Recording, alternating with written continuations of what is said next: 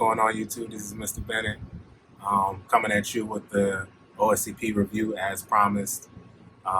It's been a long 90 days. We'll talk about that in a little bit, though. So if you don't know what the OSCP is, I made a video on what is OSCP. Go check it out before you watch this video. So my OSCP experience. So I got a lot of like do's and don'ts for y'all that I want to highlight. I ended up getting the PWK with the 90 days of labs. I started that in June. When I first got it, probably like a month before, so around May, I looked at the syllabus and I'm sitting there going over the syllabus and I'm like, has to be something here. Let me go over, what's the content of the course. I didn't know really what to expect, you know what I mean? So I said, let me go over the content of the course and see what I can kind of study before the course starts in June. I think it was around mid-June when it was the first day of the course for me. And so I seen some Metasploit, I see some basic Bash scripting, some basic Python scripting. There was some web app stuff in there. They tell you to be, kind of fluent in, just navigating Linux command line, which you will need to know how to do that. And I thought I was good in that area, so I'm like, okay, I'm cool. Let me do some Metasploit, because at that moment I don't believe I had any experience in Metasploit at all, and I knew that they gave you a one-time allowance to use Metasploit on the exam, and I'm like, I'll probably need that being a beginner. So let me get familiar with Metasploit. So I took the Metasploit Unleashed course. It's on the Offensive Security website. If you don't know Metasploit, I suggest you probably check that out. It was a decent course too. Like, it went over a lot of the basics for Metasploit, how to do exploits, what's the difference between an auxiliary module and an exploit module, et cetera, which I thought was dope. So I went over that for the first month before I even got to the course. So course is about to start. I don't know like what to expect. I'm just sitting there like, okay, it's not in person. So most of the online courses I've taken usually are like someone in a classroom. You know what I mean, going over all of the chapters or whatever. Your classic online class experience, right? So the first day, they send you a file, right? They send you a PDF file, and then they send you a file with like all of the video content on it. And so I'm like, okay, well, this is different. So basically I'm like, okay, so I'm gonna have to go through the PDF on my own. And at that time I didn't even know that the videos were kind of the same as the PDF. They're just going over it in the videos. So I'm reading through the PDF, I read the entire PDF. Then I'm like, okay, I watched some other videos on OSCP, and I'm like, okay, I probably should do the lab report, right? Again, I'm a beginner. I need all the help I can get to my passing grade, and the lab report is about 5 points. So I'm like, I'll probably need that 5 points. I'm gonna be kicking myself if I'm 5 points away from passing and I didn't do the lab report. So I go ahead and start the lab report, right? Mind you, it's probably, so June starts and I'm like, okay, I got 90 days. And just so you know, 90 days is not a lot of time. You may think 90 days, like you're thinking like, oh, it's 3 months, like it's plenty of time. It's not a lot of time. Not in OSCP time, at least. Like, so I thought, so I go ahead and I get started on my lab report. I had a couple vacations lined up. I said, well, I'll have time, in between vacations to probably do the labs and then get in the labs also. For those who don't know, the lab report's 5 points. You basically have to exploit 10 machines and do all the exercises in the lab manual. So I'm looking through the lab manual and I'm like, okay, that's a good amount of exercises here, but they're probably not that hard. I start doing the exercises. I get all the way up to like the buffer overflow exercise, and I was like, not struggling with that, but if you know buffer overflow and you've gone through OSCP, then that was kind of like one of the more challenging portions of the exam. So going through the buffer overflow exercise, I actually ended up doing that a couple times just so I can familiarize myself with it. A couple other exercises that I was doing. I was just running into issues, like common issues, like the output that they got in the course manual, I wasn't getting on my side. So, I was just trying to troubleshoot those. I would try to get like 3 exercises done a day. And I'm going through the exercises and I'm like, okay, well, it's almost 50 exercises. Like, I need to pick up the pace. So I'm taking screenshots and I'm being like extremely detailed with my uh, with my explanation on all the exercises. And before you know it, 30 days have passed, and I'm like, shit, like, yo, I'm 60 days left, and I haven't even gotten in the labs at this point. So that happened. I had some personal stuff happen in my life, that kind of took me out of the labs for like another week or two after that. And so I got back in the labs and just try to spark more motivation, man. And it was kind of just like, fuck, like I really need to get into a point um, where I can kind of focus, kind of super focus in again. And so I'm like, well, let me just get an idea, right? So I go, okay, let me just get an idea on everyone else's experience doing the lab report, because I'm like, now at that point. So now we're a month and a half in, and at that point I'm like, okay, I need to finish the lab report. Like, now I might as well finish it. So I go on Reddit. I joined the subreddit for OSCP. I'm looking at other folks' experiences. I asked the question, like, how long are folks taking on the lab report? And they're like, well, I got the 30-day, and it only took me a week to do it. And I'm like, what the, like, okay, cool. I should probably get into doing the labs then. Like, and then like a month and a half in, I'm like, I'm not even gonna waste my time anymore, um, doing the lab report. But it kind of was hurting me, like, not to finish it, because I took so much time doing it previous to that. And so I'm like, all right, let me get in the labs. I get in the lab. I spend the first day, right, doing the enumeration piece, just doing the map scans on the public network, and try to see kind of what services were running on certain machines. And I'm just like, well, let me go ahead and attack this machine at random. It wasn't a science to it. I'm like, let me attack this machine. I I don't know if I can discuss like what services were running on it, not like that, but just know the machine was a doozy. Um, I was able to get low privilege on that machine, and I probably spent way too much time, probably like 3 or 4 days, trying to escalate my privileges. And then I got the advice from another individual, and they were just like, "If you're wasting that much time trying to escalate privileges, man, just move on." So I moved on to another machine, and I actually ended up rooting that machine. Now, mind you, just a background on my experience before the OSCP. Um, I've done I've done a few CTF challenges, but I didn't have like a whole lot of experience in Hack the Box. I didn't have like a whole lot of experience in Bone Hub. Um, you know, I wasn't like I'm not like an expert at all, like in any sense of the word. I didn't go to school for computer science, so a lot of my knowledge is like self-taught. And so going into that lab, I was just like, yo, I kind of like just came to my senses, like, yo, it's a lot of shit that I got to learn, you know what I mean? And um, that whole experience. So, so let me continue before I go into rep. Um, so I rooted that machine. So I'm like, okay, one machine down.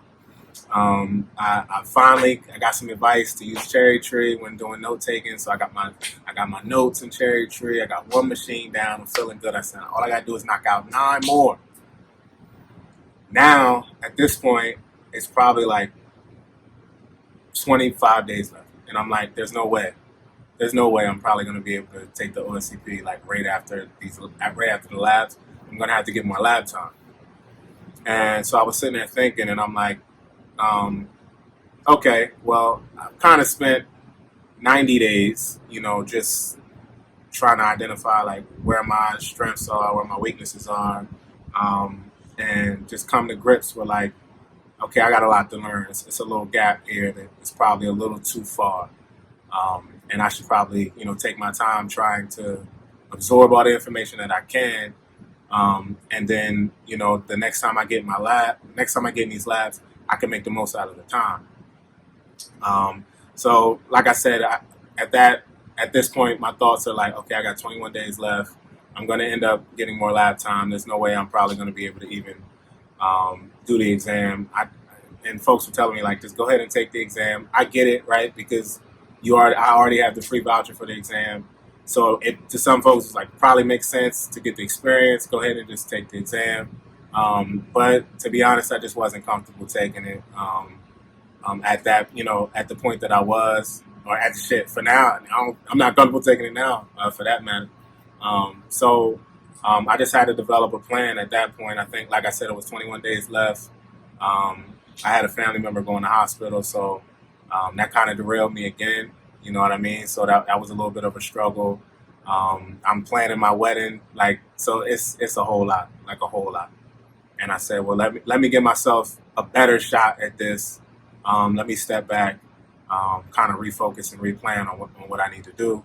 I was going to go ahead and get more lab time, like I said. I went on offset just to see like how much lab time, would be, right, if I had to go ahead and budget it out. And lab time was pretty expensive. I think for the 90 days, quote me if I'm wrong, 90 days, I think it was another $300. And I'm like, you know what? I'm probably not only am I not gonna put myself through that again without, I know my learning style.